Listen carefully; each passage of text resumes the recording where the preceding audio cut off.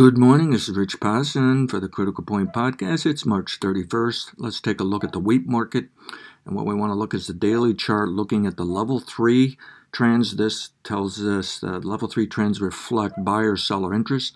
That creates the largest up and down trends during a month. We call them a monthly trend.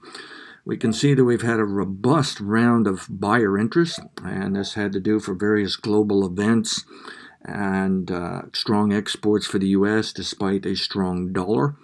The market has moved sideways. It may be building a bullish flag, meaning it's just resting before the next run-up. And to complete a bullish flag, it would have to bottom out for a level 3 trend within this range. So if we see a violation of 552.5 for the July Chicago futures, the SRW wheat, which we use as a proxy for all wheat, if we see a violation, the bullish flag is breaking down, and we're probably going to get a little bit more of a normal L3 downtrend. And we can see retracements of, say, about half of this uptrend, so it may put it back to about 533, and the model is showing it does not have to bottom for another 4 or 5 days, so this can decline all this week, perhaps into the start of next week. Now, if we start seeing daily lows taken out, that will be a clue maybe the bullish flag is working, so long as it didn't violate the recent daily lows. And we may have to revise that this was a very shallow level 3 bottom. It didn't work as far as downside. And what this is boiling down to, a battle between the bulls and bears of who has to blink first. If the buyer needs more wheat via the futures, we may see that this will be a shallow bottom where they couldn't wait any longer, and they create this shallow bottom, they step up and they start bidding higher, and the supply side holds back, the seller interest holds back, and we get another swing up.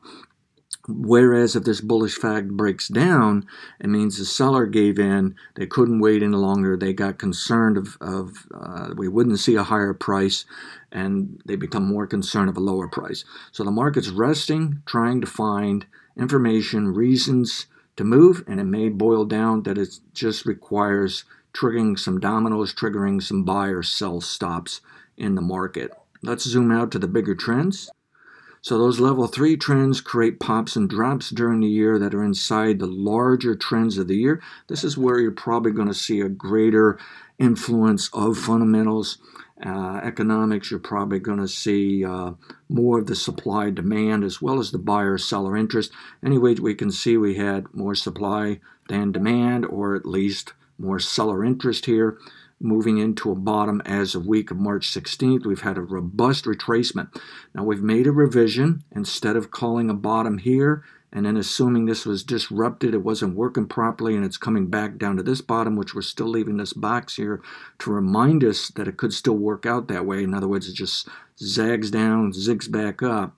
Instead, we're moving it out, saying the model couldn't call it. It took longer than normal for a level 2 swing, and then we had 2 level 2 swings to make a longer than normal level 1 swing. So the market's rallying into a level 2 top. It should have topped last week. We'll give it the next 2 weeks. Really shouldn't give it more than next week. So there could still be another pop here, as we just pointed out on the level 3. But if the flag breaks down, it will help prove that we've recently seen this level 2. This red line then is telling us the latest for level 2 top, okay, and it should decline, but now what we're saying is it can decline for a longer length of time. We're projecting the next L2 bottom now as due week of May 11th into the week of June 8th. This could mean the market is just waiting to start preparing for early harvest pressure and then on into towards harvest.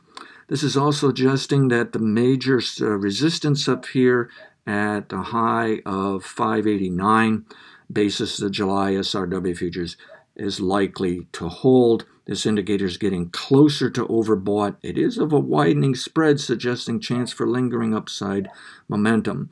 We don't believe the market's paying much attention to the US dollar. It's following more of the exports. Now, on the S&Ds, we really don't see a reason to be bulled up on wheat on a global basis. We understand some of the factors people are looking at, but with the global economy going into recession, with the U.S. in recession, if not a temporary depression, meaning maybe a brief depression, meaning the year may finish as a recession, even though we're in a depression right now, we just find it difficult why you can get that buildup. Another thing may occur here is when the virus peaks, perhaps in the next few weeks, and we get on into summer, which would normally mean less occurrence of virus, we may also have a refocus here that there's plenty of wheat, and if there was any hoarding that was helping support wheat prices, it would go away.